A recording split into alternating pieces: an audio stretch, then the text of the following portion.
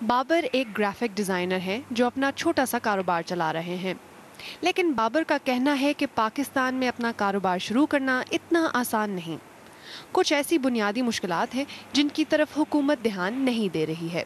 In the first world اگر آپ فیل بھی ہو جاتے ہو ایز این انٹرپرینور، آپ کی پھر بھی واہ واہ جائے جائے۔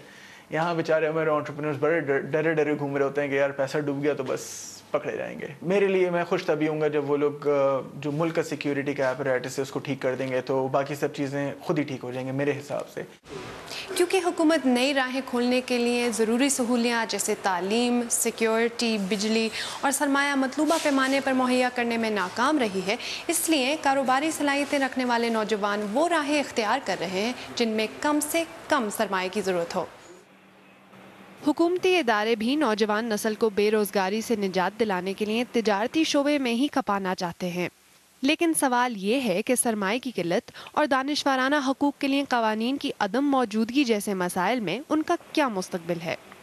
آج کل ایک اور بھی دور آ گیا کہ آپ کے پاس کافی آن لائن پلیٹ فارمز بھی ہیں جس کے تھرو آپ اپنے آئیڈیا کو صرف پاکستان میں نہیں بٹ آپ باہر کے بھی لوگ اس کے اندر انویسٹ کر سکتے ہیں۔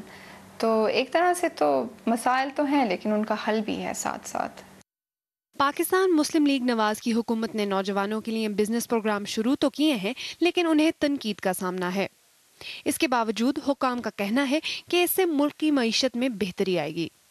نوجوانوں کو انٹرپرینور بننا بہت اہم ہے، یہ ایک بہت ہی امپورٹنٹ پلر ہے ہماری اکانومی کا، کیونکہ نہ صرف ایک نوجوان اپنے لیے معاشی ذرائع پیدا کر رہا ہوتا ہے بلکہ ایک امپلائی کی جگہ امپلائر بنتا ہے اور بہت سے اور لوگوں کے لیے بھی امپلائمنٹ اپرچونٹیز کریٹ کرتا ہے۔ اگرچہ ہر کوئی یہ سمجھتا ہے کہ کاروباری صلاحیت ہی پاکستان میں نوجوان نسل کے لیے روزگار کا بہترین راستہ ہے، لیکن اس کے لیے حکومت کو ان نوجوانوں کے لیے ابتدائی مرحلے میں ان کی مدد اور رہنمائی کرنے کی ضرورت ہوگی اور ساتھ ہی میں ماحول کو سازگار بنانا ہوگا۔ نوشین عباس، BBC نیوز، اسلام آباد۔